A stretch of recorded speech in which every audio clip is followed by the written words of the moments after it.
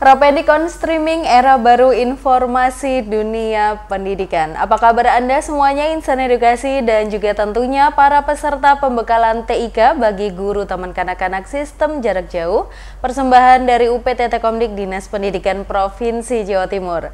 Saya Nuri, senang rasanya bisa kembali hadir menjumpai Anda semua pada program pembelajaran jarak jauh untuk jenjang Taman Kanak-Kanak atau PJJ-TK, tentunya bersama Rapendik on Streaming, era baru informasi dunia pendidikan. Ya, untuk kesempatan hari ini saya tidak sendiri, sudah hadir bersama dengan kami di studio narasumber kami yang sehari-harinya beliau ini adalah sebagai dosen atau pengampu pada bidang studi PG PAUD dari Universitas PGRI Adibuana Surabaya. Ada Ibu Hajah Dr. Anda Miatin MPD yang sudah bersama kita semua akan membahas mengenai evaluasi perkembangan pada anak usia dini bagian ketiga, tepatnya adalah evaluasi perkembangan bahasa. Sebelum kita bahas lebih lanjut, tidak ada salahnya kita sapa dulu narasumber kita. Assalamualaikum Ibu. Waalaikumsalam Mbak Nuri. Sehat Ibu? Alhamdulillah. Baik, Ibu Miatin, sebelum kita nanti membahas tema kita yang menarik sekali kesempatan hari ini, kita jeda dulu sejenak untuk insan edukasi dan juga peserta pembekalan TIK. Jangan kemana-mana, tetap stay tune di www.rapendik.com.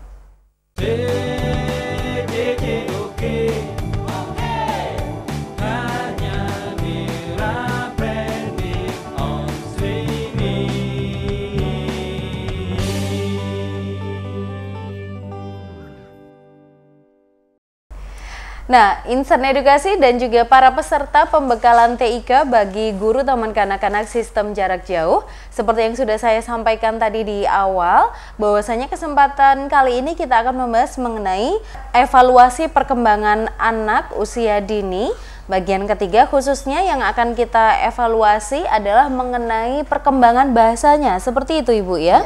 Baik, Bu Miatin, sebelum masuk ke materi lebih lanjut Ibu, mengapa bahasa ini menjadi salah satu konsentrasi perkembangan anak yang sangat penting Ibu dibandingkan juga perkembangan-perkembangan lainnya?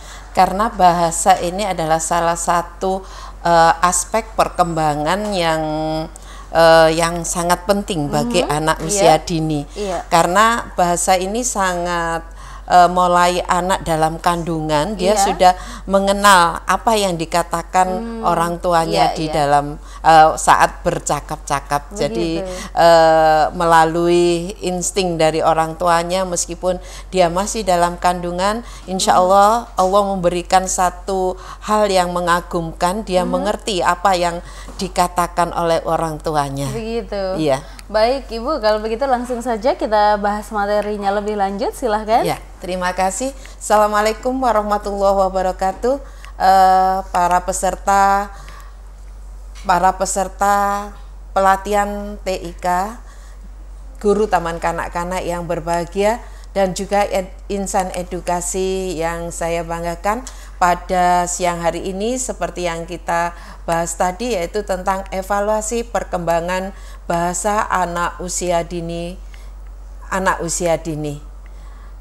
Sebelum kita masuk pada asesmen dari perkembangan bahasa, terlebih dahulu ada beberapa hal yang harus saya sampaikan dalam perkembangan bahasa anak ini. Yang pertama adalah anak memperoleh bahasa pada tingkat yang mengagumkan.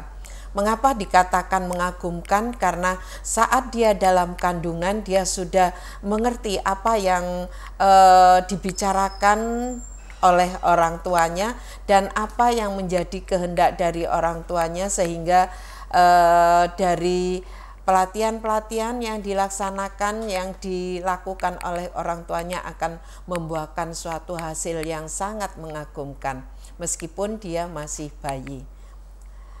Anak-anak berpikir belajar dan mengingat rata-rata 9 kata per hari yang dikeluarkan melalui suara, ucapan sampai usia 6 tahun. Nah ini Mbak Nuri, mereka sudah mengenal 9 kata per hari dengan suara. Kalau anak bayi biasanya dia belum bisa berkata atau berucap, maka dia mendengarkan kata-kata itu kan setiap hari saat ada orang yang menjenguk, saat ada orang yang sedang sedang katanya orang Jawa ngudang ya, ngudang itu dengan kata-kata si cantik atau persis siapa itu yang dia dengar. Dan insya Allah ini menurut penelitian 9 kata per hari yang dikeluarkan melalui suara. Begitu, luar suara biasa itu sekali, Bu, ya? bisa dengan tangis, mungkin dengan tertawa, ya itu yang dikeluarkan oleh anak yang baru lahir. Selanjutnya, sejak bayi bahasa dipelajari melalui interaksi sosial dengan orang lain. Seperti yang saya katakan tadi bahwa begitu dia lahir dia mengenal orang-orang sekitar meskipun tidak tahu namanya, tapi dia sudah kenal dengan pelukan dari ibunya, pelukan dari ayahnya, dan juga dari saudara-saudaranya. Jadi ini melalui interaksi sosial dengan orang lain sudah merupakan perkembangan bahasa yang tersendiri. Melalui kesempatan mendengarkan dan menguji coba suara dan kata. Jadi melalui mendengarkan orang-orang di sekitarnya berbicara.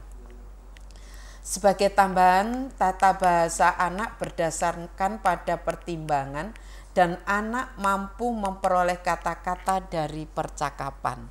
Oleh karena itu, saya mengharapkan kepada seluruh pendidik maupun orang tua bahwa percakapan yang dikatakan entah itu 1 atau 2 kata harus yang terbaik.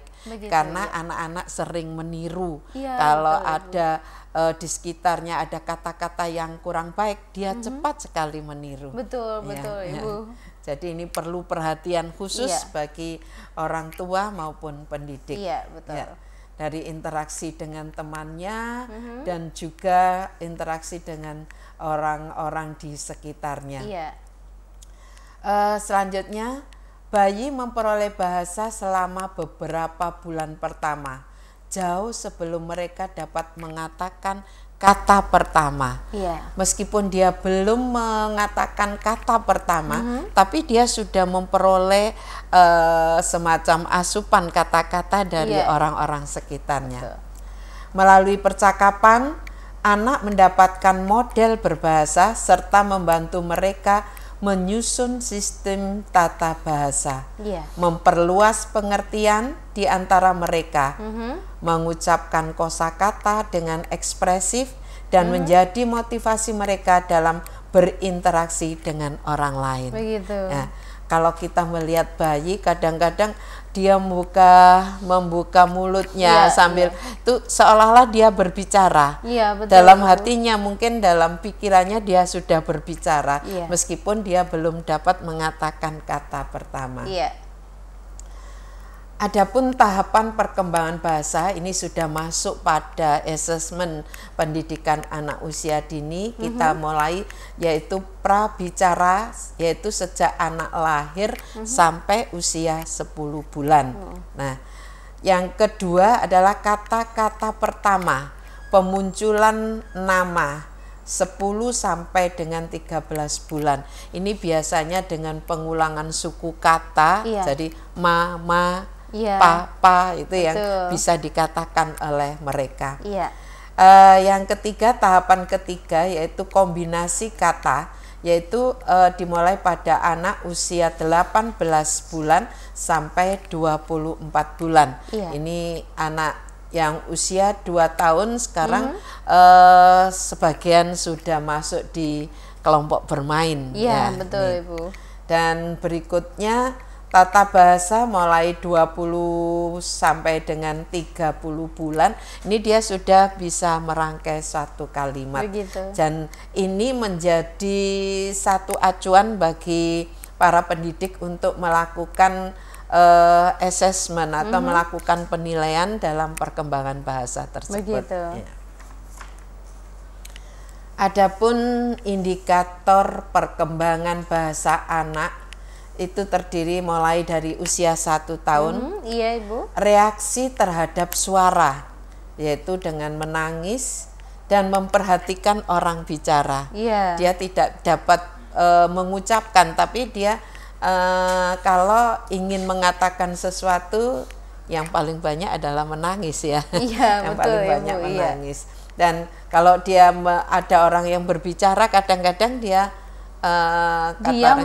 memperhatikan gitu, ya, membuat keributan sendiri. Begitu. Kadang-kadang entah dengan celoteannya Iya, dia iya. membuat keributan sendiri ngoceh seperti itu, ya, Iya, betul. ya gitu Iya, ya. iya, betul. Mengucapkan dan mengulang satu suku kata yang sama. Ya itu kadang-kadang ya yang diucapkan oleh mereka. Memang ini satu hal yang patut kita syukuri sebagai manusia, karena Allah memberikan satu berkah mulai sebelum lahir sampai anak lahir, meskipun belum berbicara tapi ada tanda-tanda tertentu. Betul. Ya. Untuk usia 2 tahun Mbak Nuri, dia mulai berbicara sendiri dan menggunakan 100 kata, tapi mungkin pendidik atau orang tua tidak tahu 100 kata itu kata apa saja yang dikatakan ya. Dan dia sudah mulai mengikuti satu perintah. Coba ambil itu mainannya, ya itu kan satu perintah. Itu pada anak usia 2 tahun dia sudah mulai bisa diberi tugas-tugas ya, meskipun hanya satu perintah. Pada usia 3 tahun dia mulai bisa menikmati cerita, dan anak ini sudah mulai bisa berbicara betul. Dia sudah bisa menikmati cerita, dia sudah bisa bernyanyi, perkataannya dimengerti oleh orang sekitarnya, dan mengatakan nama benda, dan kadang-kadang dia sudah hafal dengan usianya. Usia berapa, dan menanyakan apa, mengapa, dan bagaimana. Begitu. Ini adalah salah satu keingintahuan anak yang paling besar, di mana khususnya untuk menambah wawasan mereka di dalam pengetahuannya. Jadi mengapa begini, bagaimana, dan seterusnya. Pada usia 4 tahun dapat mengenal beberapa surat. Ya, bukan surat cinta ya. Beda untuk Ibu, ya. Beda untuk guru-gurunya mungkin yang masih muda akan kenal itu. Tapi untuk anak usia 4 tahun dia sudah mengenal beberapa kalimat, maksudnya. Dia sudah mengenal beberapa hal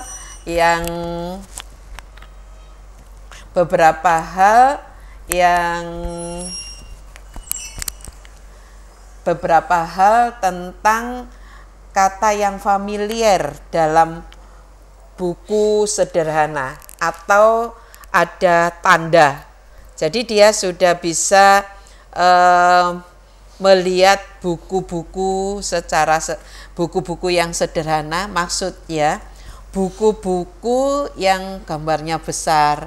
Dari buku cerita itu meskipun tidak ada tulisannya, dia sudah mulai memahami Ibu ya, alur ceritanya seperti apa, kemudian mungkin apa maksud dari buku tersebut, misalnya mungkin bercerita tentang mengenai kancil atau singa dan lain sebagainya, itu anak mungkin sudah paham Ibu ya. Jadi dari gambar itu saja, dan dia insya Allah untuk umur 4 tahun dia sudah bisa mengatakan, apalagi dia sudah sekolah ya, 4 tahun ini bisa di kelas A. Berbicara dalam kalimat kompleks, artinya saat dia mendengarkan cerita dia akan bertanya, dia akan bisa menceritakan kembali dan menanyakan beberapa pertanyaan. Jadi kalau dia mendengarkan cerita, saat cerita itu berakhir, biasanya mereka mulai bisa bertanya, mengapa ini, mengapa begitu, betul, ya. Betul, Ibu. Nah, ini juga memang pada usia antara 3-4 tahun ini anak selalu ingin tahu. Dia akan bertanya apa saja yang dikatakan orang tuanya yang dirasa dia tidak mengerti. Kadang-kadang ini yang harus diperhatikan, dan Ibu. Orang tua harus telaten. Iya, benar-benar. Karena ini satu pembelajaran yang bagus sekali bagi anak. Ibu. Pada usia 5 tahun mengerti sampai 13.000 kata. Sudah banyak ya Ibu ya. Meskipun kita tidak bisa menghitung. Iya, betul.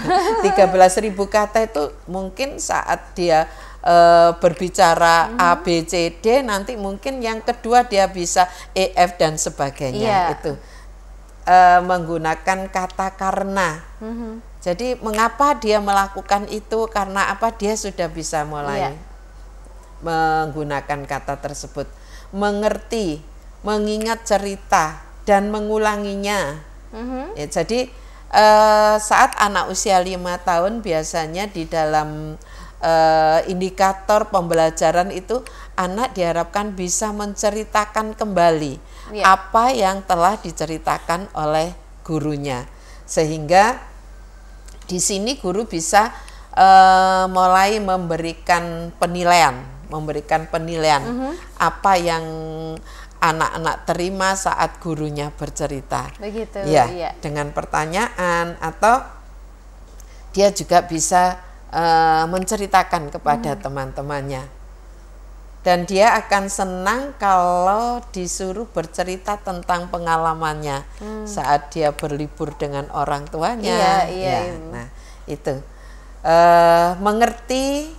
mengerti buku, yaitu dibaca dari kiri ke kanan. Nah, ini tentunya dengan motivasi di kelasnya ada buku-buku yang bisa dibaca oleh mereka, atas, bawah, dan menggambar binatang, kurang, sama, kemarin, sekarang, besok, dan seterusnya.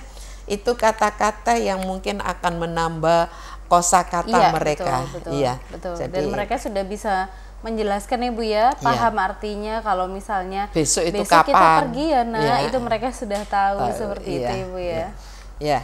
Dan mungkin dia akan bercerita pada temannya, kemarin saya diajak pergi ibu jalan-jalan begitu.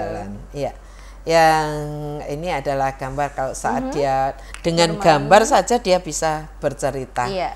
Dan tanpa gambar pun dia dengan ingatannya dia melakukan cerita itu dengan baik.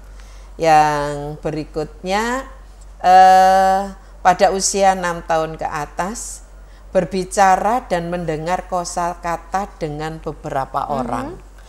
Artinya ada beberapa orang yang berbicara, dia sudah mengerti apa yang dikatakan orang ke satu dan apa yang dikatakan oleh orang kedua. Lalu salah satu yang menjadi ikon di sini yaitu membaca menjadi ketertarikan. Begitu. Jadi kalau para orang tua atau pendidik ini ingin merangsang putra-putrinya untuk mencintai membaca, itu bisa dimulai dari sedini mungkin Ibu ya. Mungkin sebelum 6 tahun pun sudah bisa ya Ibu. Dan membaca ini nanti pada saat usia 6 tahun memang para pendidik sudah mulai mengajak mereka membaca, menulis dan sebagainya. Meskipun itu bukan salah satu acuan dalam kurikulum, tapi dengan pembiasaan yang dilakukan oleh guru, mereka sudah bisa mengarang pada usia 6 tahun. Selanjutnya baik Ibu, tapi mungkin sebelum kita masuk ke pembahasan selanjutnya ini, apabila kita memperhatikan tadi Ibu ya, tahapan-tahapan perkembangan bahasa pada anak itu dari masing-masing tahapan, jadi 1 tahun, 2 tahun, 3 tahun, 4 tahun, 5 bahkan 6 tahun, itu mereka sudah memiliki kapasitas sendiri-sendiri ya Ibu. Lalu bagaimana ketika ada orang tua ini yang masih memaksakan, misalnya ketika umur 2 tahun anaknya belum banyak mengerti kalimat, kemudian juga kosakatanya masih sedikit, ini beranggapan kok anakku ngomongnya belum pintar ya, kok nggak mau ngomong dan lain sebagainya. Itu bagaimana Ibu? Apakah ada treatment tertentu untuk anak tersebut atau bagaimana Ibu? Treatment hanya sebagai pembiasaan aja ya, mungkin treatment kalau untuk anak usia dini, meskipun ada satu tren saat ini bahwa anak usia 8 bulan sudah bisa membaca dengan kalimat-kalimat yang telah disiapkan. Ini bisa juga diberikan dan para orang tua hendaknya selalu mengajak mereka berbicara, ya. Jadi saat anaknya dia mungkin ditanya, ya, seperti ini salah satu contoh ada, ya, mungkin cucu saya sendiri dia tidak tahu bahwa itu toko Indomaret, ya. Tapi dia sudah mengenal warna. Warnanya kan mesti kuning, biru sama merah. Begitu lihat ada toko yang warnanya seperti itu, dia pasti bilang Indomaret gitu ya. Jadi dengan kalimat dengan cedalnya dia ya. Ini karena pembiasaan orang tuanya. Ayo ke Indomaret. Begitu sampai di toko yang ada warnanya biru, kuning dan merah, dia tahu, sudah bisa mengidentifikasi berarti Ibu ya. Baik. Sampai di jalan pun pada waktu dia ingin kalau beli es krim kan ke Indomaret gitu ya. Kita karena waktu itu masih di daerah yang sepi, tapi di situ ada Indomaret memang. Itu es krim Indomaret bukan dari kata-kata bukan dari kata Indomaretnya, tapi dari warna. Dari warna, dia mengidentifikasi kebiasaannya juga Ibu ya. Seperti itu. Baik, menarik sekali Bu Umiatin, materinya memang akan kita lanjutkan, tapi kita perlu jeda dulu sejenak Ibu untuk Insan Edukasi dan juga untuk para peserta pembekalan TIK bagi guru taman kanak-kanak. Jangan kemana-mana, setelah jeda ini kita kembali lagi, tetap bersama kami di www.rapendik.com.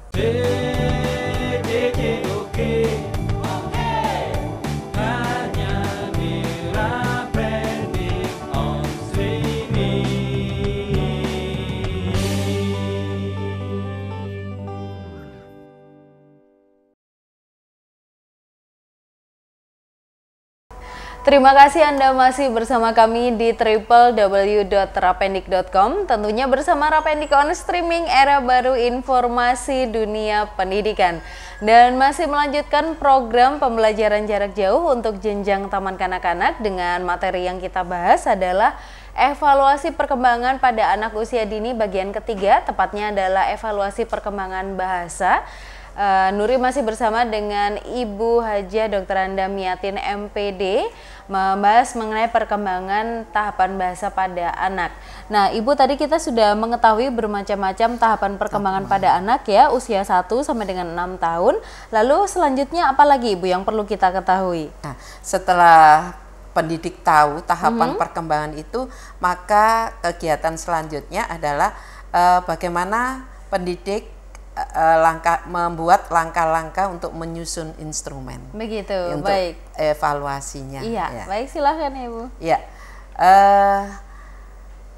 para peserta pelatihan TIK, guru taman kanak-kanak, sistem jarak jauh yang saya banggakan, dan juga insan edukasi, selanjutnya setelah kita tahu tahapan-tahapan tentang perkembangan bahasa anak, lalu kita harus segera menyusun langkah-langkah atau membuat langkah-langkah menyusun instrumen.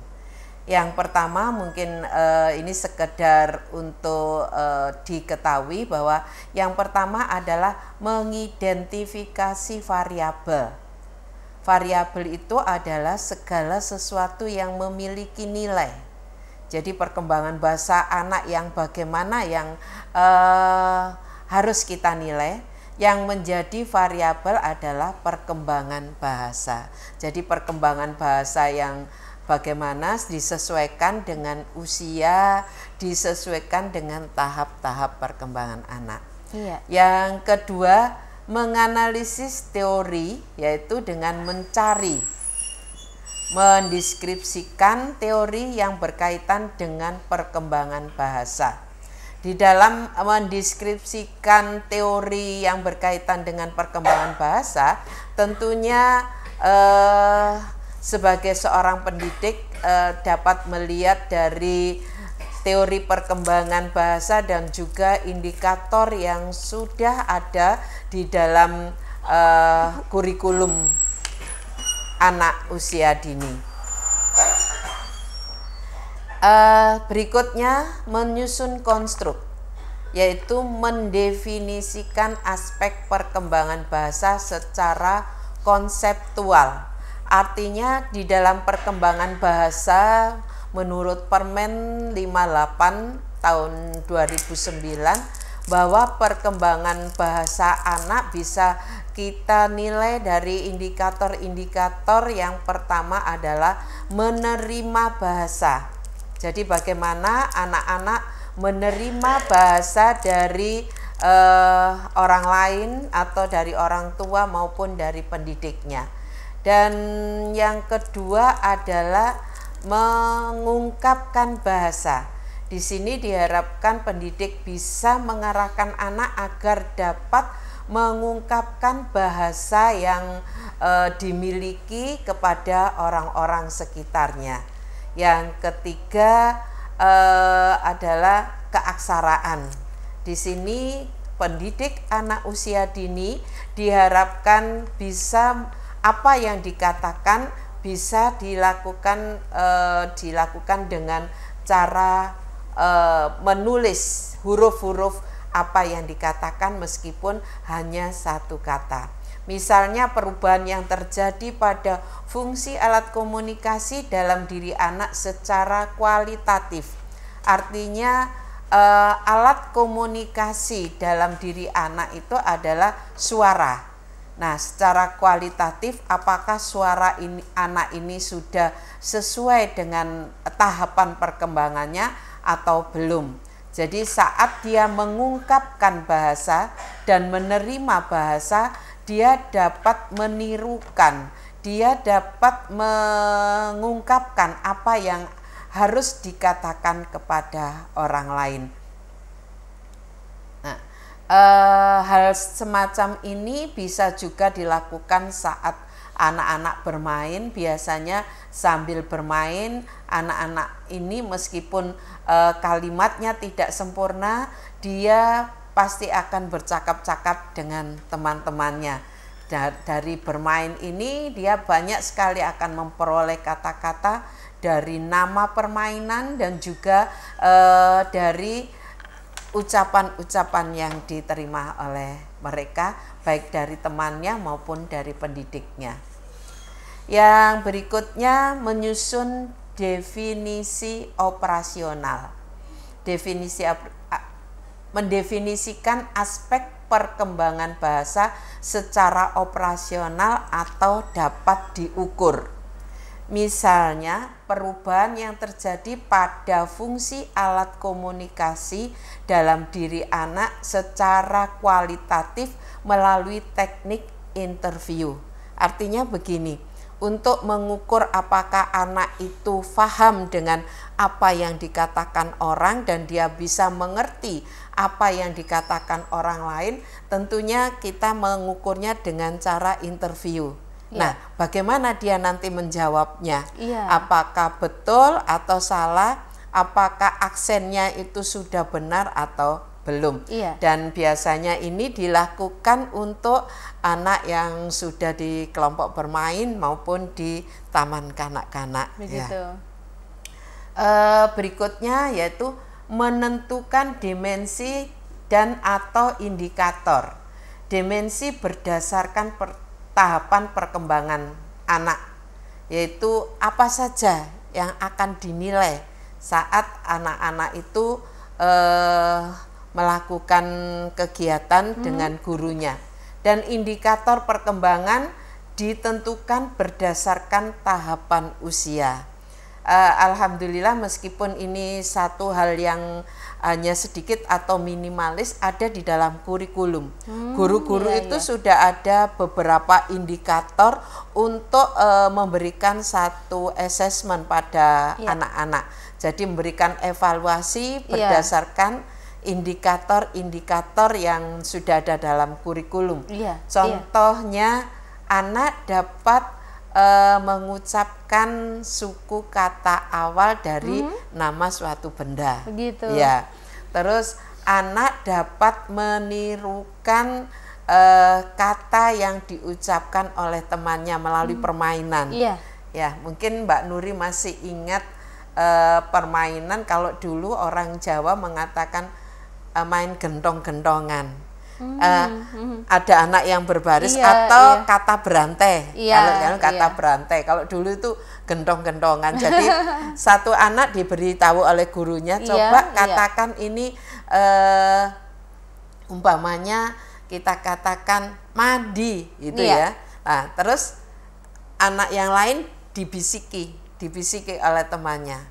Kalau dia katakan mandi sampai anak yang terakhir. Anak yang terakhir itu betul atau salah mengatakan. Ada yang mengatakan madi atau kalau dia sudah betul, ini adalah aksen dan juga indikator yang kita berikan itu sudah benar. Jadi indikator dalam permainan bahasa itu memang bagaimana anak mengucapkan kata-kata dengan tepat sesuai dengan tahapan usianya.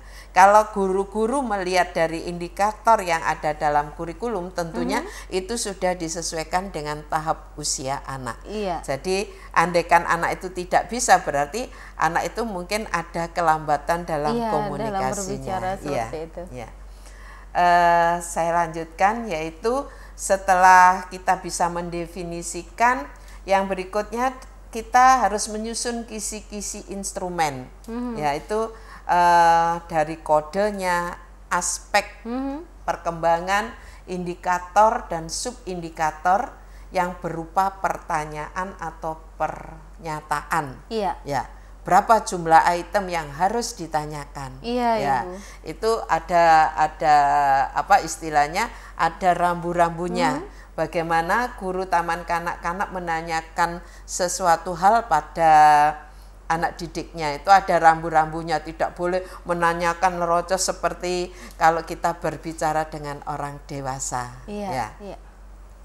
Yang berikutnya setelah menyusun kisi-kisi, lalu menyusun butir-butir instrumen berdasarkan teknik pengumpulan data yang akan digunakan, misalnya dengan observasi. Jadi guru-guru itu mengadakan pengamatan kepada anak didik, apa yang akan ditanyakan nanti, mengamati dulu tingkah lakunya, apa yang sering dikatakan. Ini menjadi salah satu data yang diperoleh oleh seorang pendidik atau seorang guru. Dan angket tes tertulis, ini kalau angket tes tertulis ini untuk anak usia dini mungkin tidak biasa ya, karena mereka meskipun sudah bisa menulis tapi hanya beberapa kata, padahal angket ini kan harus lengkap. Ibu. Bisa juga dilakukan melalui orang tua. Nanti bisa dicocokkan dengan hasil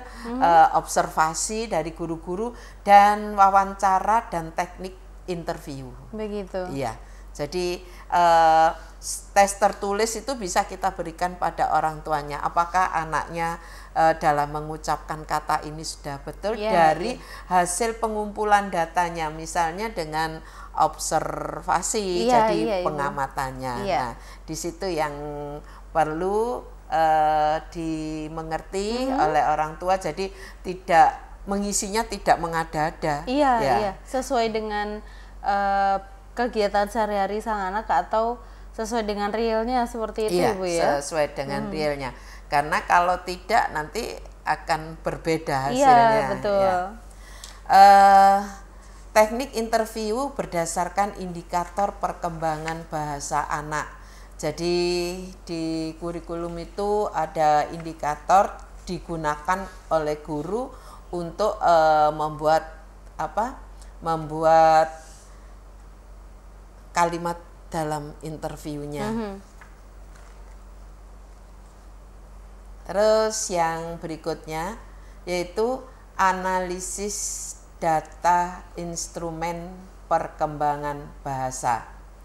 Pengumpulan data instrumen perkembangan anak lebih banyak menggunakan teknik observasi. Karena bahasa berkembang sangat pesat sehingga lebih menekankan pada proses dan bersifat individual. Oleh karena itu bersifat kualitatif. Jadi tentunya sudah jelas dengan interview diharapkan pendidik mengadakan tatap muka dengan anak-anak secara individual dan bersifat kualitatif. Jadi kualitatif ini berdasarkan mutu dari komunikasi anak kepada orang tua. Dan pertanyaan dapat berbentuk pertanyaan terbuka dan tertutup. Ini kalau interview. Beda kalau guru-guru memberikan satu informasi tentang pembelajaran yang ada di taman kanak-kanak, memang sebaiknya harus menggunakan pertanyaan terbuka, bukan tertutup. Jadi ini pandai-pandailah guru memberikan solusi pada anak bagaimana pertanyaan solusi satu pertanyaan, apakah pertanyaan itu tertutup atau terbuka. Nah, dari pertemuan dengan orang tua, dari pertemuan dengan pendidik, tentunya pendidik akan hafal betul apa yang harus dilakukan oleh anak saat melakukan kegiatan. Di saat yang sangat baik ini saya ingin memberikan satu contoh pertanyaan terbuka dengan menggunakan kata mengapa, bagaimana, kapan, di mana, yang mana, sehingga menghasilkan jawaban yang beragam dan banyak alternatif. Ini untuk pertanyaan terbuka. Ini yang nantinya menjadi wawasan anak akan lebih banyak dengan pertanyaan-pertanyaan terbuka. Jadi begitu. Kita tidak memberikan pertanyaan ya atau tidak, itu pertanyaan tertutup. Tapi saat kita memberikan informasi tentang pembelajaran, sebaiknya kita membuat pertanyaan terbuka, bukan pertanyaan tertutup. Lalu pertanyaan tertutup juga bisa dilakukan saat interview, ya. Andai kata ada beberapa anak yang biasanya dia tidak bisa memberikan penjelasan dengan alternatif kalimat yang panjang, maka guru harus mulai melakukan dengan pertanyaan tertutup dengan menggunakan kata, apakah kamu tadi sudah minum? Betul, Ibu. Belum dan sudah, itu betul. Jawabannya. Atau dapatkah kamu mengerjakan melipat tadi, bisa atau tidak? Bolehkah, bolehkah? Anak ini pertanyaan tertutup, sehingga menghasilkan jawaban ya atau tidak, atau benar atau salah. Nah, itu adalah pertanyaan tertutup. Kalau untuk interview secara individual, saya kira ini tidak untuk mendapatkan hasil yang kualitatif itu saya kira bisa. Tapi saat guru-guru memberikan pertanyaan tentang pembelajaran, sebaiknya guru-guru menggunakan pertanyaan terbuka. Karena dengan pertanyaan terbuka anak-anak akan bisa menjawab yang lebih panjang. Betul. Dan dengan beberapa alternatif, tidak hanya ya atau tidak. Betul, Ibu. Saya lanjutkan untuk langkah-langkah analisis data. Dapat dilakukan dengan reduksi data. Jadi mengulang kembali data yang sudah ada dibuat untuk analisis data, dan display data. Jadi data-data yang diperoleh dari interview, dari observasi itu bisa didisplay dan mengadakan verifikasi data. Mana yang kira-kira sering dilakukan oleh anak itu, sehingga pelaksanaan evaluasi itu bisa lebih mantap dan tidak mengada-ada. Interview memiliki kelemahan dan kelebihan. Kalau kelebihannya adalah anak dapat mengungkapkan apa yang dirasakan sebebas mungkin. Ya, jadi kalau interview dengan per individu itu, anak boleh. Oleh karena itu sikap dalam interview harus diperhatikan oleh pendidik. Tidak boleh mengancam, nanti kalau tidak menjawab nanti tidak boleh duduk, ya itu mengancam. Betul, tapi insya Allah guru-guru TK atau guru anak usia dini tidak seperti itu. Jadi anak-anak itu diharapkan bisa lebih bebas. Saya melihat dari pengamatan yang saya alami, anak-anak itu kalau sendiri-sendiri terus tidak ada anak lain, ini dia tidak bisa bicara sama sekali. Tapi betul, saat ada teman-temannya, jadi interviewnya guru bertanya itu di depan anak, saat anak-anak ada di lingkungan ada anak-anak temannya, jadi sehingga dia merasa masih ada teman saya yang betul, merasa nyaman dengan kesehariannya Ibu ya. Jadi dia menjawab itu dengan sebaik mungkin, kadang-kadang melebihi apa yang kita harapkan. Begitu. Kelemahannya membutuhkan waktu dan tenaga yang banyak. Pastinya itu Ibu ya. Kalau anak 15 satu hari mungkin kita hanya 1 atau 2 anak, baru betul. 5 hari kita bisa melihat bisa menganalisis datanya. Nah, itu beberapa hal yang bisa saya sampaikan. Jadi penekanannya di sini adalah saat anak-anak itu diinterview, sebaiknya guru bersikap ramah. Dan seolah-olah anak itu tidak dihakimi. Betul Ibu. Tidak dihakimi. Kalau dia merasa dia dihakimi, dia tidak akan bisa bicara sama sekali. Begitu. Mungkin saat mau mengajak anak itu untuk interview, kita ajak nyanyi dulu. Setelah nyanyi, lalu siapa namanya? Mungkin ada namanya Adi. Nah, Adi maju menghadap Bu Guru, lalu Bu Guru langsung bisa bertanya. Memang gampang-gampang sulit dengan Ibu. Anak usia dini. Betul. Tidak seperti anak yang sudah SD. SD pun kalau di kelas rendah pasti akan ragu-ragu di dalam menjawab. Betul. Tapi saat anak itu hatinya merasa senang, maka mereka akan menjawab dengan lantangnya. Dia akan menjawab dengan apa yang seperti yang ada di dalam hatinya. Betul, Ibu. Hal ini yang perlu diperhatikan oleh guru-guru sehingga anak-anak itu akan memiliki keberanian untuk berbicara. Begitu. Nah, di dalam pembelajaran saat guru melakukan pertanyaan, apa yang harus dituju oleh guru itu, tujuan apa kalau guru memberikan pembelajaran ini lalu bertanya kepada anak dengan pertanyaan terbuka untuk menggali wawasan mereka agar mereka itu bisa istilahnya bisa menambah apa yang telah diberikan gurunya. Jadi seperti umpama Bu Guru bertanya tentang tadi Bu Guru ada sejumlah balon, kira-kira balon itu ada berapa ya? Ada 5 Bu Guru terus. Nah, Bu Guru dengan kata-kata terus, 5 itu warnanya A, B, C ya. Jadi guru jangan puas dengan satu jawaban. Betul. Nah, guru bisa terus lanjutkan, ceritakan. Bisa mengembangkan, memancing ya Ibu ya. Memancing Iya, baik.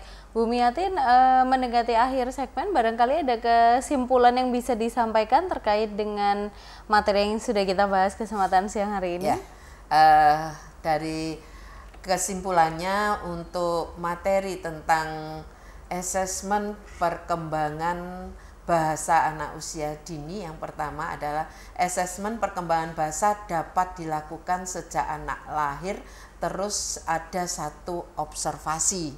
Jadi mulai sejak lahir itu mungkin kalau pas ada saudaranya atau yang pendidik anak usia dini bisa langsung diobservasi. Iya. Yang kedua, perkembangan bahasa anak begitu cepat sehingga perlu diobservasi secara kontinu. Ya. Tentunya ini tidak mudah kalau pas ada saudara yang mengerti tentang bagaimana mengobservasi anak, itu akan mudah, tapi biasanya yang tahu ini adalah dokter spesialis anak. Apakah dia sudah sesuai dengan tahapan tumbuh kembangnya, Ibu ya. Begitu lahir, apakah anak ini nangis atau tidak. Betul. Ya. Yang ketiga, asesmen dilakukan sesuai dengan tahapan usia anak. Jadi mungkin yang terbaik adalah kalau anak itu sudah mengenal lingkungan dan dia sudah mengenal banyak orang seperti gurunya, pembantunya, kakak, adik, dan sebagainya. Yang terakhir adalah pelaksanaan dapat menggunakan pertanyaan terbuka dan tertutup untuk kegiatan interview, kecuali untuk kegiatan pembelajaran dengan pertanyaan terbuka. Begitu. Saya kira itu Mbak Nuri yang bisa saya sampaikan. Iya, baik. Terima kasih banyak Bu Miatin atas ilmu dan juga sharingnya kesempatan siang hari ini. Pastinya ini akan sangat bermanfaat untuk para peserta pembekalan TIK bagi guru Taman Kanak-kanak Sistem Jarak Jauh persembahan dari UPT Tekomdik Dinas Pendidikan Provinsi Jawa Timur, dan juga secara umum bagi para insan edukasi, Ibu. Karena pastinya sebagai orang tua ataupun juga pendidik di luar sana, ini menjadi sebuah materi yang sangat penting bagi kita semua supaya kita lebih paham lagi bagaimana caranya untuk melakukan evaluasi perkembangan pada anak usia dini, khususnya juga dari segi bahasa. Ya, sekali lagi kami haturkan terima kasih Bu Miatin. Kita bertemu di lain kesempatan, Ibu ya. Baik, untuk insan edukasi dan juga para peserta pembekalan TIK bagi guru Taman Kanak-kanak, jangan lupa untuk terus selalu menantikan program pembelajaran jarak jauh untuk jenjang Taman Kanak-kanak di Rapendik on Streaming Era Baru Informasi Dunia Pendidikan. Saya Nuri, mewakili segenap kerabat kerja yang bertugas, pamit undur diri dulu dari kehadiran Anda. Mohon maaf untuk segala kekurangan. Kami aturkan terima kasih, selamat beraktivitas, dan salam pendidikan.